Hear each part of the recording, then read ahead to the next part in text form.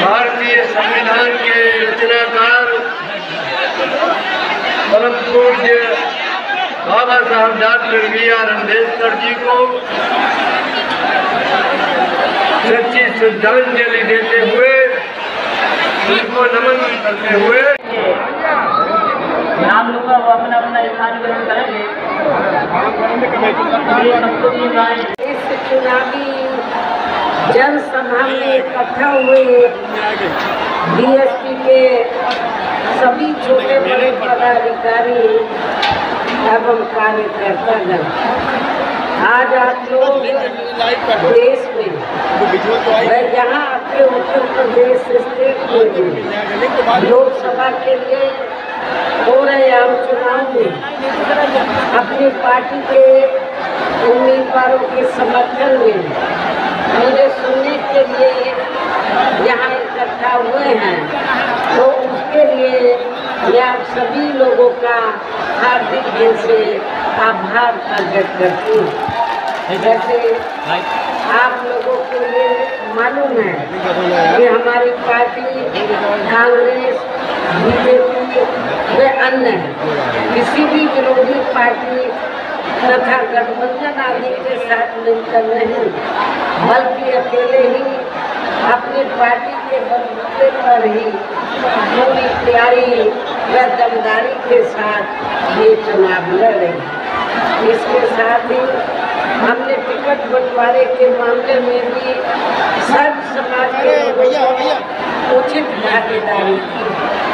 जिनको कामयाब बनाने के लिए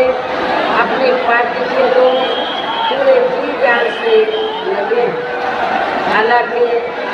आज यहाँ अपनी इकट्ठा हुई अपार भीड़ के जबरदस्त जोश को भी देखकर अब मुझे भी एक काफी हद तक भरोसा हो गया है कि पिछली बार की तरह इस बार भी आप लोग अपने प्रदेश से या लोकसभा चुनाव में अपनी पार्टी का बेहतर रिजल्ट जरूर लाएंगे। और खासकर अपने चित्रकूट मंडल की, आपके चित्रकूट मंडल की जो 2 लोकसभा की सीटें हैं, मांडा लोकसभा की सीट और हमीरपुर लोकसभा की सीट, आज आपकी भीड़ को देखकर ये एहसास हो गया है कि ये दोनों लोकसभा की सीटें आप बीएसपी की झोली में इस बार जरूर आ रही है, बीएसपी के खाते से जरूर आ रही है और बीएसपी दोनों सीटों को रिकॉर्ड तोड़ वोटों के अंतर से जीतने वाली है। इसके लिए अब मैं आप लोगों का ध्यान वो जरूरी बातों की तरफ दिलाना चाहती हूँ और इस संबंध में विशेषकर मैं कांग्रेस, बीजेपी व इनके अन्य सभी सहयोगी दलों के बारे में ये कहना चाहूँगी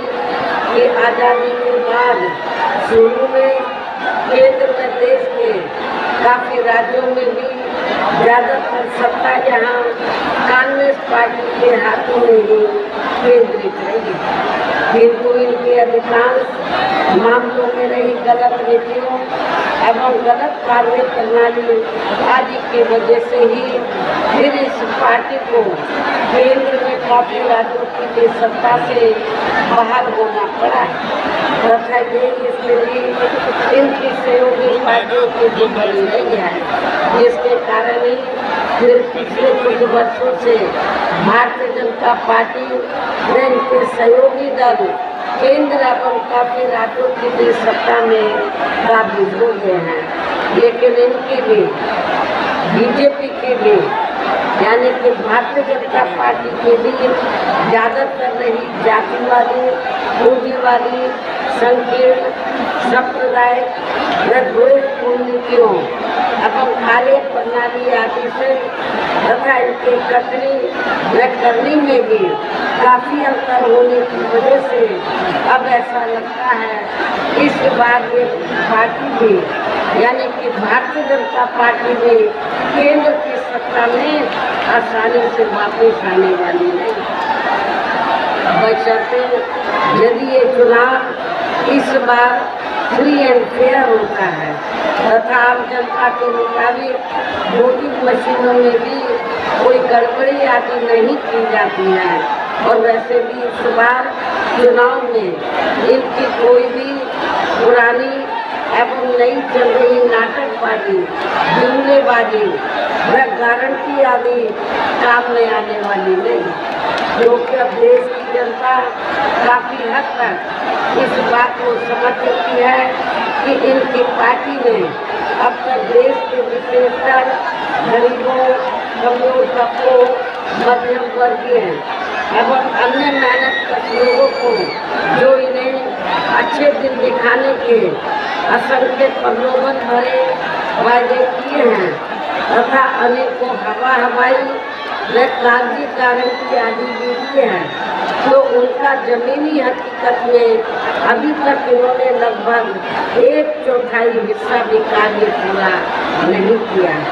बल्कि इसके स्थान पर इनका ज़्यादातर समय में ताकत भी यहाँ इनके अपने चहेते रहे बड़े बड़े पूंजीपतियों एवं धनराशि को ही ज़्यादा से ज़्यादा मालामाल व धनवान आदि बनाने में तथा उन्हें हर स्तर पर छूट देने